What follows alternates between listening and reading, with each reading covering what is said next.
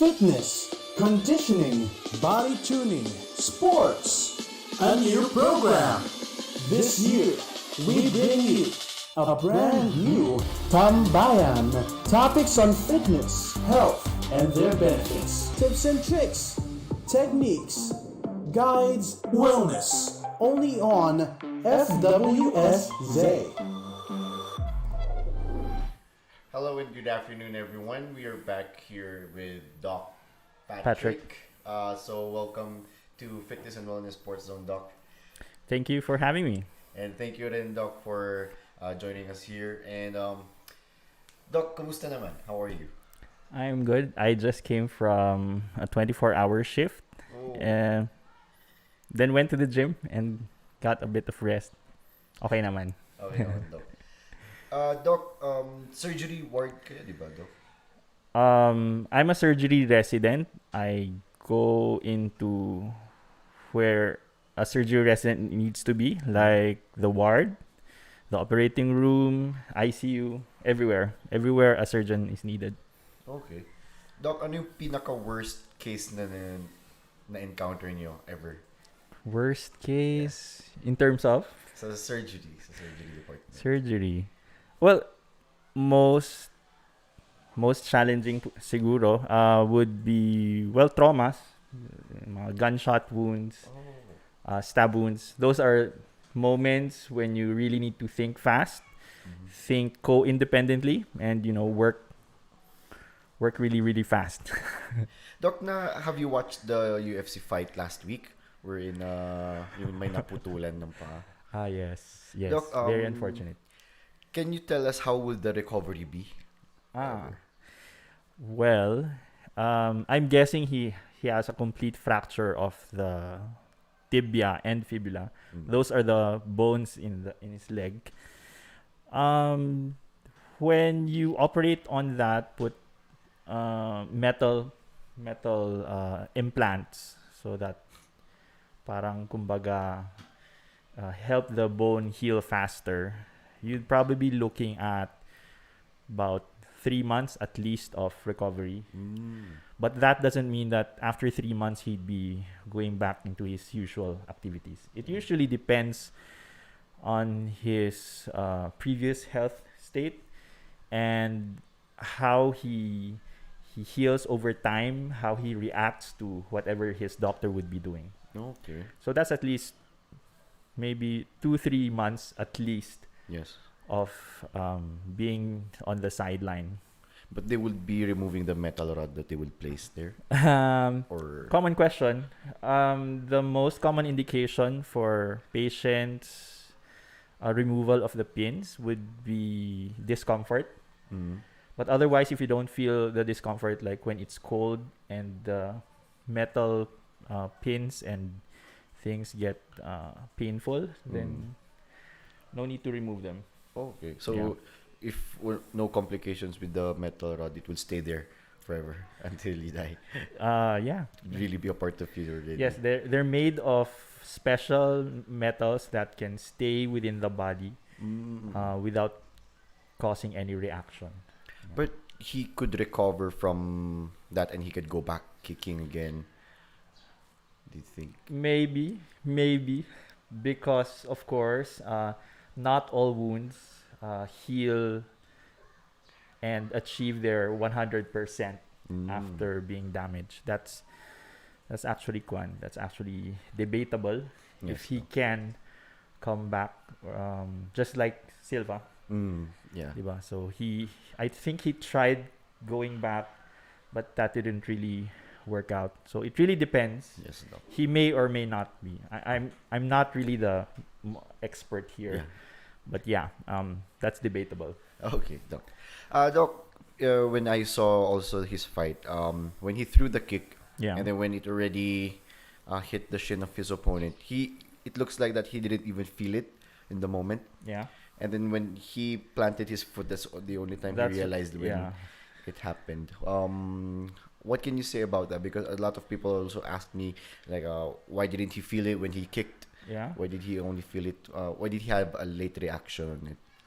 When you're a fighter or when you're in a adrenaline rush event, or situation, your body is focused into one thing, just one thing. Sa kanya, he's fighting. Yeah. So all his senses are focused on that, on his opponent. So when he gets hurt, he doesn't really mind it, including getting hurt in the way that he was hurt. During that time, his his body system kicked in and had his own auto anesthesia of some sort. You get that when you're in an adrenaline rush situation. Yeah. So the body has its own way of controlling its own pain. Yes. But of course, when he saw it, when he added pressure on his foot, that's when the body realized there's something wrong. So dun niya na-realize na he's doomed. Doc, na-experience mo na ba, since you're also into fitness, di ba, Doc? And have you tried like getting so ripped and then afterwards you drink Coke or anything na may acid like beer, Coke, Yeah. and then na-feel nyo ba na the next day like you're becoming bigger? Bloated, yeah. Parang nagmanas.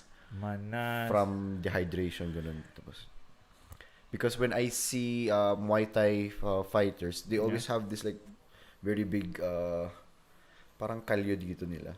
Yeah.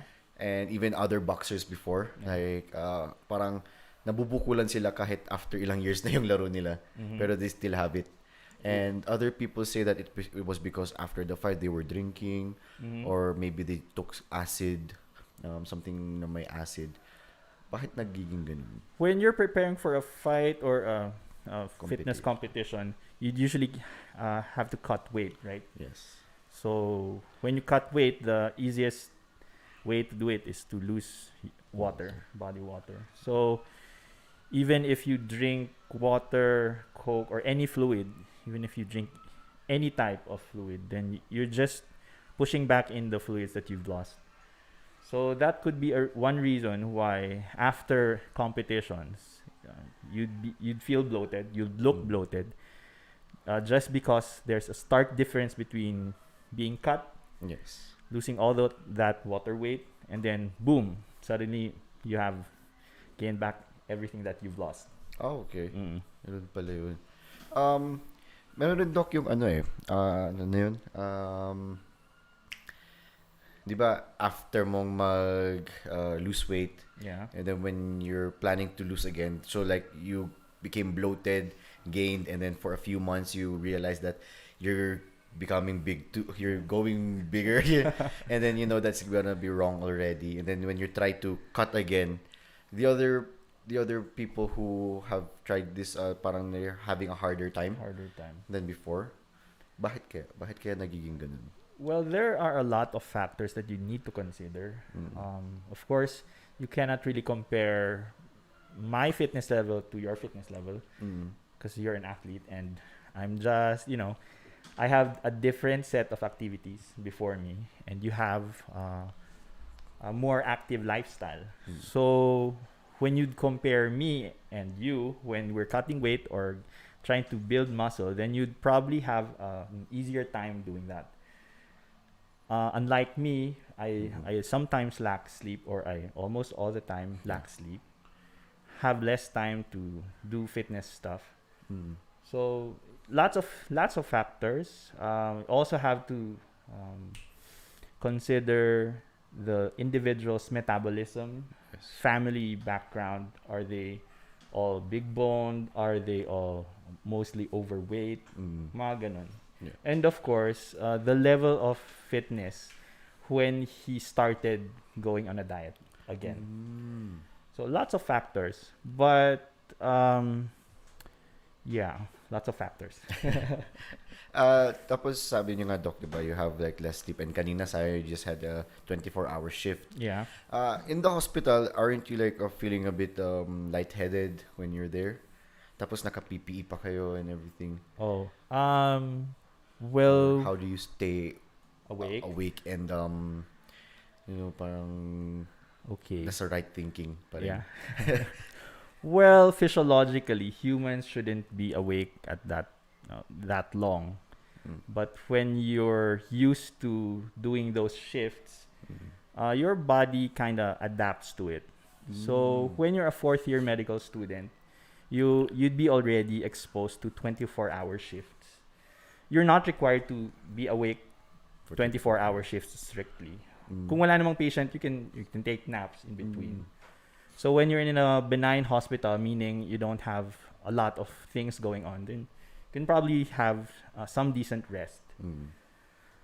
But yeah, also when you're not in a COVID ward or in an isolation ward, you're not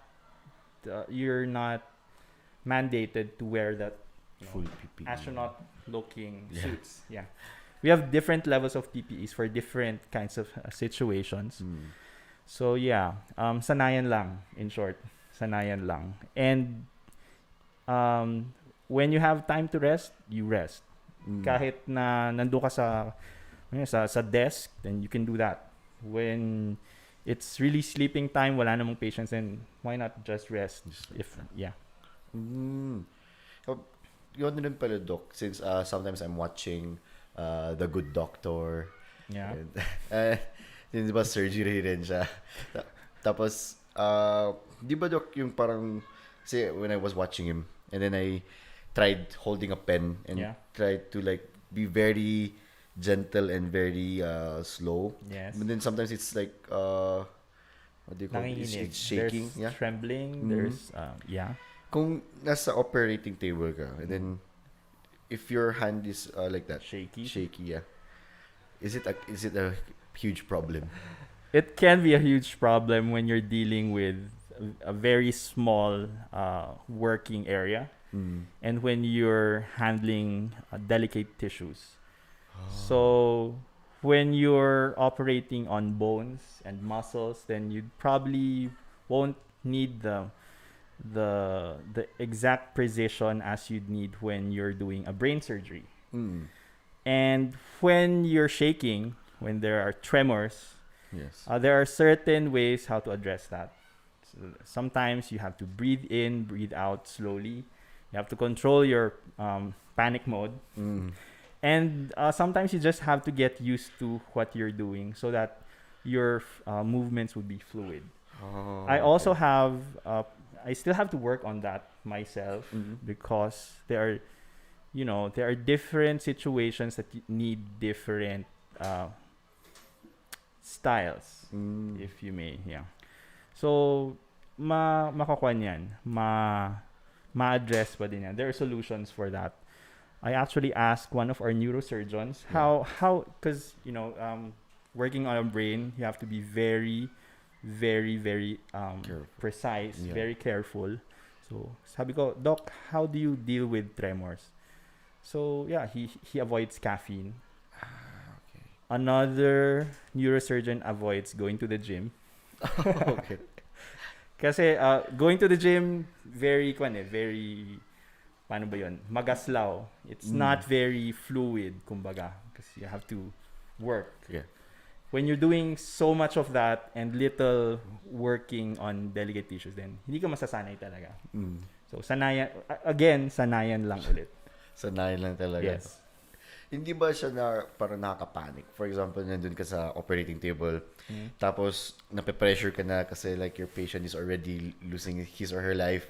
Yeah. And then, how do you deal with it? Kasi feel ko pag ako yun, I don't think I could handle the pressure because someone's life is on my hands. Yeah. Well, it takes practice.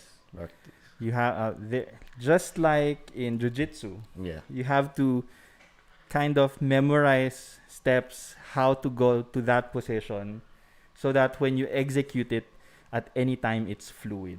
So it's the same with surgery, I guess.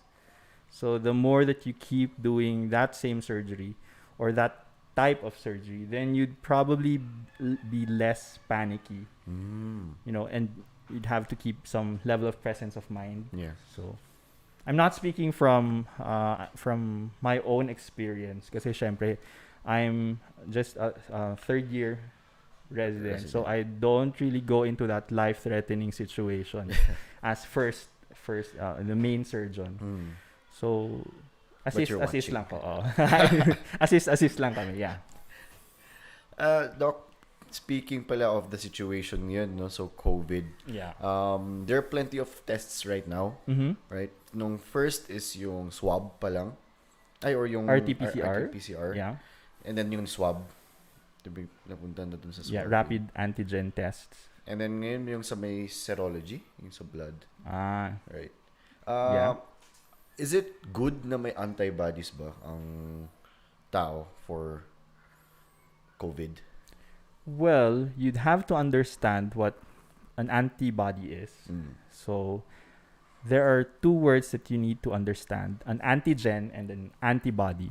So, an antigen is something that picks or challenges the immune system of a human being. So, that means that a bacteria, a virus, a fungus, or even a foreign body, just like when dirt goes inside your skin, there's some type of reaction. So that reaction, when you're dealing with infections, that reaction takes care of you. So when an antigen is introduced to your body, your bodies form antibodies. Antigen goes into the human body. The body makes antibodies. So that the next time that same antigen goes into your blood or goes into your system, then there are antibodies to fight back. So there are times that your antibodies last you your whole lifetime, meaning you're protected your entire life almost. And there are times that you need antibodies to be regenerated or refilled every now and then. So when you're talking about COVID, definitely antibodies should help you. But it really depends also when the antibody titer or the number or level of antibodies are low or high. So when your antibodies are on a low level, even if you have them, you'd probably get sick. If you have a high level of antibodies, then you'd probably be safer. Okay. But you could still be a carrier. Carrier. And then you could also carry the disease and like pass it to other people. You can become a carrier of any disease if you're not showing any symptom. You're going around, but you're kind of infected. So you'd be a carrier at that state. So is there a carrier state for COVID? That might be your question. Yes. I haven't read of something like that yet because COVID is relatively new. And of course, I'm a surgery resident. I'm not really the expert here.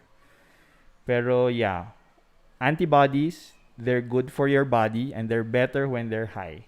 Oh, okay. Yeah, and antibodies don't also mean that you've been infected yourself. You can also get antibodies from getting vaccines. Yeah. But if you haven't been vaccinated and then you have already the antibodies, Yeah. is it possible that you already, because you have that antibodies because you got the disease before? Yeah. Oh, That's it's entirely either- possible. It's either the vaccine or you got it before. Yes. Oh, okay. But you just haven't had it checked before since you haven't had any symptoms. Yes. Those are called asymptomatic patients. Mm.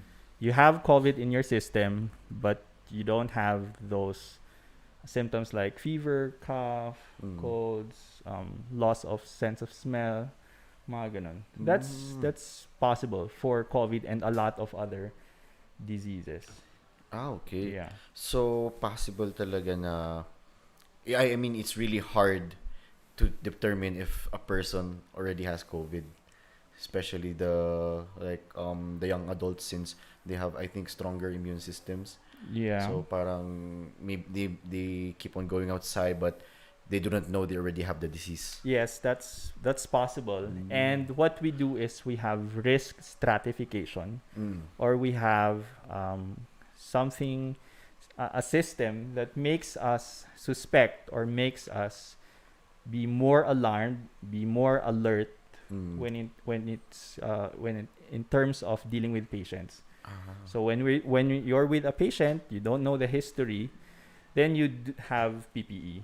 Then when you're conversing with a patient, you'd ask specific set of questions. Then using that information, you'd probably have some idea that yeah, siguro hindi ito possible COVID patients, or yeah, he's probably a COVID patient, so Mm. you're gonna do some tests. But that of course is not 100%. Yes. So sometimes meron nga yung walang symptoms, wala naman ma-recall yung patient na high risk activity, but he's positive for COVID. That's Oh. still possible. Kasi wala namang 100% guarantee pag tao yung pinag-uusapan. Yeah, that's Yeah. true. So, Doc, you're saying na if you have the antibodies for COVID, it means it's a good sign. So if you're like Yeah, it depends, if you're yes. tested reactive for that specific test, is it a good sign? It's a good sign if your antibodies are on a higher level, antibody titer. So how can you say that it's high? Kasi 0.99 ata is the minimum, I think. Yeah. And I haven't really read on that, but and also I'm not the expert on that again. Pero basta general rule natin, it doesn't automatically mean na may antibodies ka na, you're safe. Mm. You have to consider the level of antibodies that you have, meaning your immune system is working the right way. Mm. And of course, your situation. Paano kung kahit mataas yung antibody mo, but your lifestyle is still risky, like Yes. nasa Hospital. inuman ka, nasa hospital ka, hindi ka nagpi-PPE. So kahit sobrang taas ang antibody titer mo, you still have some risk of contracting any disease, including COVID. Mm. Yeah. So do you think everyone should try this test? No, there are certain times that you need to perform certain tests. Mm. So it's not ordered left and right. Oh. Kasi there are times na you can have false positive results, Yes. and you can also have false negative results. Mm. That's true for a lot of tests that we have, Mm. including yung mga immunity testing, gaya ng antibody testing, mga ganon. Mm.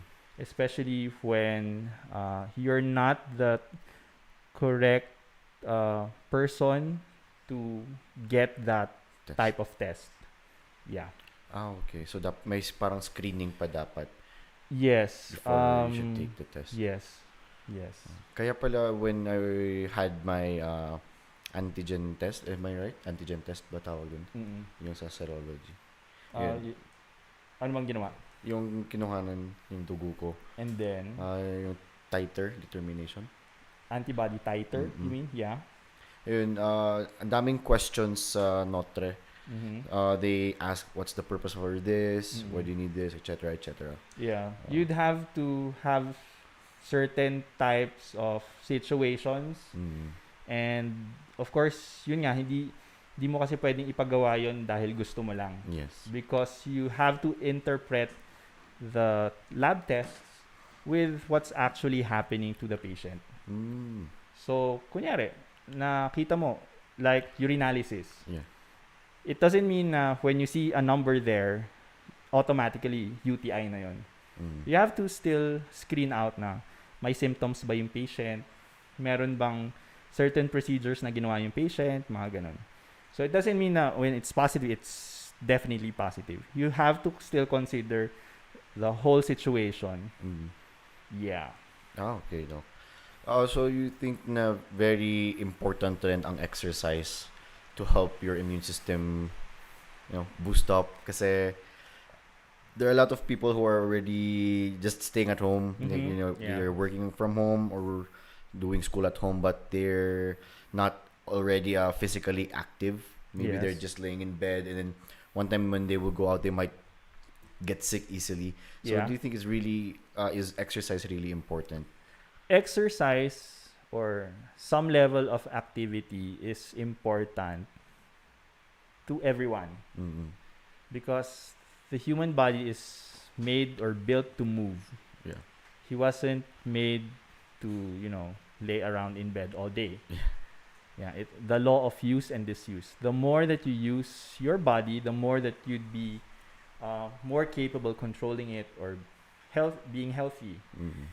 So yes, exercise can boost your immune system because studies show that when you exercise, white blood cells become activated. Mm. So white blood cells fight off infection. Okay. But of course, kahit na exercise ka ng exercise, but you don't sleep right, you don't eat right, and you still perform risky stuff, then you'd still get sick. Mm. Yeah. So yes, in general, exercise boosts immune system. Yes. But you have to still, may katuloy pa dapat yun. And kailangan mo rin maging healthy sa kinakain mo, right? So, mga vitamin C, usually. Supplements, you mean? For you to be like, para hindi ka ganun ka bilis mahawaan ng COVID or sipon, trangkaso. Well, there's a debate in the medical community about vitamin C, mga ganun. So, what I'm saying is based on what I read. Mm. So, meaning, if I didn't read a lot or there aren't many studies to read on, then it would affect what I'll answer or how I'll answer your question. Yes. So vitamin C, in general, does it boost the immune system? Does it protect you? Some studies say yes. Some studies though say no. So anong sasabihin ng doctor? So para sa akin personally, eat the healthiest way that you know. Kasi personal experience, when I take in vitamin C, I get sick less often, even pre-COVID. Yes. But there are some people who've never really taken any supplement of any kind, but they're still, very healthy. Maybe it's because of their water consumption. Lots of factors. Not factors. just water consumption. Basta genetics, environment, Yes. habits, maraming factors to consider. So everything I'm saying here is probably should be taken with a grain of salt. Dapat magbasa din sila sa reputable sources. Hindi lang yung tipong hindi lang Wikipedia. Copy-paste na kung hindi lang, thank you Wikipedia for making me graduate. Pero yeah, you have to consult reputable sources. Medscape, mga ganun. CDC, WHO, mga DOH, mga ganun siguro. Not yung mga copy-paste, share to your friends. Yes. Mga ganun. So, you advise everyone to read from legitimate sources talaga, no? So, of course. when they hear a news about people sharing about stuff like this, but they're not from a legitimate source, they don't have any parang credentials, credits sa mga source na yun. Literature citation, mga ganun. Then, think twice before sharing. Ako, of course, me, I have to also corroborate or read on what I'm seeing. Kasi nga, people ask me a lot of questions. So, I have to be ready to. And I also have to validate yung mga nababasa ko. So, hindi lang pwedeng chismis. Yeah. Even mga chismis level, kailangan mo din, kunyari sa mga chismis, diba? Kailangan mo din totoo ba yung narinig ko? Siyempre, di ba ganun? So, chismis level pa lang, kailangan mo nang siguraduhin. How much more when you're dealing with health, di ba? Yeah. Something more important. Then, take time to read. Yeah. So, Doc, do you have anything else to say to your beloved patients or co-doctors or fans out there? Nagpapa-shoutout yung mga barkado. Sige. No, but I can't really name them. But one, Hello to my best friend, my other best friend, Dr. Ralph Santoile. He's probably not listening right now. He's probably working, but and Sergio Val and all my friends, all my co-residents from the Cordillera Consortium. And you can also tell your Instagram or Facebook page. Facebook page. Sige. Since marami akong nakikita dun sa page mo daming nakikidebate sa'yo dun. Yeah. Well, if you want to every now and then read on the stuff I read, the stuff I enjoy looking at, personal stuff, then go to Ask Doc Patrick. Search it sa Facebook. Sometimes because of work demand, I cannot post regularly, but yeah, I still try to post as often as I can. Yeah. Instagram, wag muna. Personal na yun. Not much to see there. Not much to see. Yeah, you can message me on Ask Doc Patrick. A lot of patients ask me there about this and that. I don't usually post them because, of course, privacy issues. But yeah, I respond to your questions as soon as I get them and have the answers to them. So yeah, and it's for free. Pero mind you, I cannot do online consults na tipong those that really require face-to-face interaction. Yeah. So minsan nagbibigay sila ng pictures ng mga bukol. So syempre hindi ko pwedeng sabihin kung cancer ba yan or ano. So siguro na-disappoint sila. Gusto nila sana na may answers sa mga questions sila, but there are a lot of times that a doctor really needs to look at you, face to face, feel the one that you're, trying to show before he even has a clue what he'll be doing or what the problem is. Yeah. Yeah. Okay. And so thank you, Doc. Thank you for your time. Thank you for having me. Ayun guys, so go to Facebook, search Ask Doc Patrick. Ask Doc Patrick. And yun, basta yung mga kayang sagutin na hindi naman masyadong mahirap. Yeah. Kasi resident pa lang naman ako. Yeah. And guys, so thank you for watching. Happy Sunday. It's a rainy Sunday today. Yes. And we'll see you guys again maybe this week or next Sunday again. So thank you and have a great weekday. Yeah, week. Have a great week. Have a great week. Thank you. Fitness, conditioning, body tuning, sports, a new program. This year, we bring you a brand new Tambayan. Topics on fitness, health, and their benefits. Tips and tricks, techniques, guides, wellness. Only on FWSZ.